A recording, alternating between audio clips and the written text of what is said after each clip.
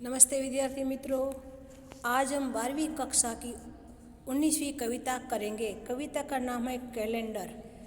कवि का नाम है सूरज बड़त्या। હવે નામ ઉપરથી તમને એમ થશે કેલેન્ડર, જે આપણે કેલેન્ડર હોય છે ને, તારીખ્યું, ગુજરાતીમાં તારીખ્યું કહે, એના વિશે આ કવિતા છે। कवि परिचय। सूरज बड़त्या का जन्म पूर्वी दिल्ली के सीलमपुर में हुआ। उन्होंने 12वीं तक की शिक्षा नांगलोई में पाई। उच्च शिक्षा दिल्ली विश्वविद्यालय से पूर्ण की। वर्तमान में वे दयाल बाग एजुकेशन इंस्टीट्यूट के में सहायक प्राध्यापक के रूप में कार्यरत रहे। सन 1997 में कविता लेखन कर रहे हैं। राष्ट्रीय दैनिक समाचार पत्रों, पत्र पत्रिकाओं में समीक्षा, कहानियाँ, कविताएं, लेख आदि प्रकाशित होते हैं। इसके अतिरिक्त संघर्ष, युद्धरत आम आदमी, दलित अस्मिता आदि पत्रिकाओं का संपादन किया है। सूरज बड़त्या मूल रूप से दलित साहित्यकार है।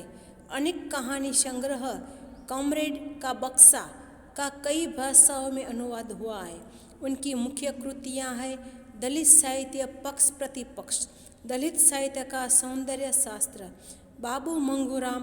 उनकी रचनाओं में मुख्य रूप से आदिवासी महिला, दलित महिला, किन्नर समुदाय और अल्पसंख्यकों से जुड़ी समस्याओं का वर्णन है।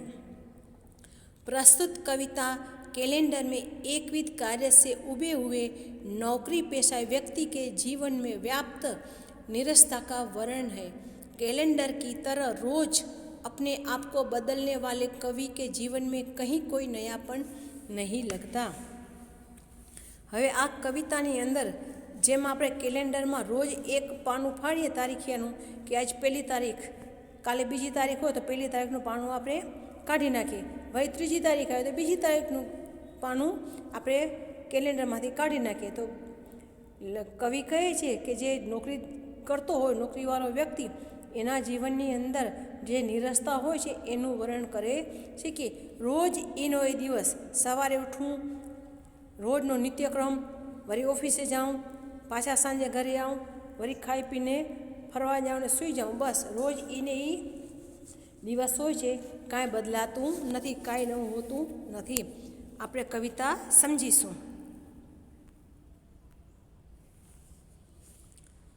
घर और दफ्तर में कैलेंडर टंगा है, उसे देखकर मुझे रोज की दिनचर्या याद आती है। कवि कहे છે ઘર અને દફતરની અંદર, ઓફિસની અંદર કેલેન્ડર ટીંગાળેલું છે, એને જોઈ અને મને રોજનો દિવસ, નિત્ય દિવસ એટલે આખા દિવસ દરમિયાન શું કરવું એ મને રોજ दिनचर्या याद आवे છે। रोज घर से निकलकर ऑफिस जाता हूँ और ऑफिस से घर। दिन महीना बदल जाता है और बदल जाता है कैलेंडर का पाना। કે રોજ ઘરથી નીકળી અને હું ઓફિસે જાઉં છું અને પાછો ઓફિસેથી ઘરે, આવી રીતે દિવસ મહિના બદલતા જાય છે અને હા, સાથે સાથે कैलेंडरનું પાનું પણ બદલે છે। मैं भी कैलेंडर के पन्ने की तरह रोज बदलता हूँ।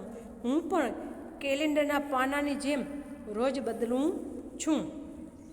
पर कुछ भी नया नहीं, रोज बदलूँ छूँ छतांय पण कांई नवुं होतुं नथी। उसी पुराने एहसास के साथ रोज दिन छिपने पर सुबह की आस में इंतज़ार करता हूँ, पर क्या करूँ, सूर्योदय के साथ फिर वही काम।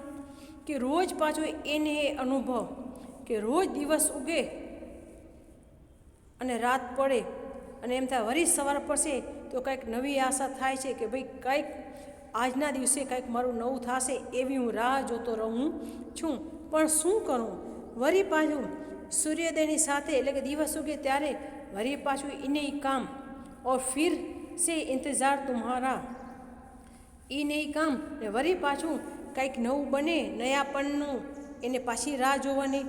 यह जानते हुए कि सुबह की रोशनी की तरह तुम कभी भी नहीं आओगे सूखे बरगद को हरितिमा देने। મને ખબર છે કે તમે પણ સવારે રોશનીની જેમ ક્યારે પણ તમે મારા જીવનમાં આવશો નહીં। જે રીતે સૂકું ઝાડ હોય છે વડનું, એમાં તમે હરિયાળી આપવા માટે ફરી પાછા આવશો નહીં, વળી પાછું એનું એ રાહ જોવાનું. ધન્યવાદ.